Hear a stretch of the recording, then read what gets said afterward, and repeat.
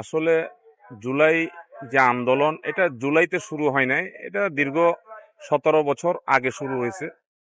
আস্তে আস্তে ধাপে ধাপে এটা জুলাইতে পরিণত হয়েছে এবং ফ্যাসিবাদকে পতন ঘটাইছে। জুলাই আন্দোলনে শুধু বিএনপি বা শুধু অন্য কোনো দল, জামাত বা অন্য কোনো দল জড়িত তা না, বাংলাদেশের আম জনতা, যত সাধারণ নাগরিক সবাই জুলাই আন্দোলনের সাথে জড়িত। তাদের আন্দোলনের ফসল হয়েছে এই জুলাই।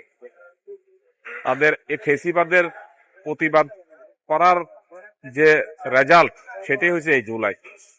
জুলাই আন্দোলনে আমরা জুলাই আন্দোলন শুরু হওয়ার আগে আমরা ঢাকায় ছিলাম, ঢাকায় আন্দোলন করছি। ঢাকার থেকে আমরা যখন ফেরত আসছি, আমাদের 15 তারিখে আমাদের মিটিং ছিল। মিটিং শেষ করছি 16 তারিখ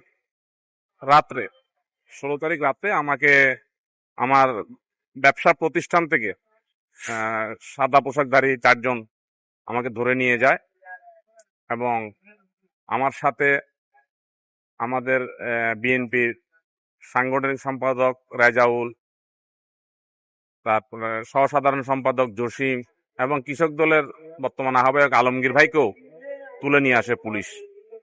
আমাদেরকে 2 দিন পাঁচলাইশ থানায় রাখে।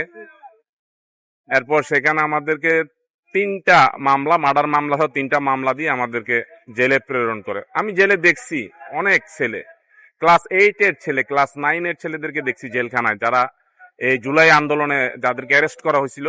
তারা অনেকে পরীক্ষার্থী ছিল, অনেকে তাদের পরীক্ষা চলছিল, ওই অবস্থায় তাদেরকে ধরে নিয়ে জেলে ঢুকানো হয় রাজপথ থেকে। এবং তাদেরকে আমরা সেখানে সহানুভূতি জানাইছি। তাদের কষ্টগুলো আমরা দেখছি, তাদের চোখের পানি আমরা দেখছি। অনেক অনেক ছেলে তখন আসলে ওই জেলখানায়, তখন কারাগারে এদেরকে রাখার জায়গা ছিল না, আমাদেরকে রাখার জায়গা ছিল না, আমাদেরকে বারান্দায় রাখতো। আমি 5 দিন একটা বারান্দায় ছিলাম বৃষ্টির ভিতরে। সেখানে খেতা কম্বল ছাড়া আমি 5 দিন ছিলাম। এরকম অনেক ছেলেরা কষ্ট করছে, জুলাই আন্দোলনের জন্যই কষ্ট করছে। আমরা বলি এটা আমাদের একার ফসল না, সম্মিলিত সারা বাংলাদেশের জনগণের আন্দোলনের ফসল।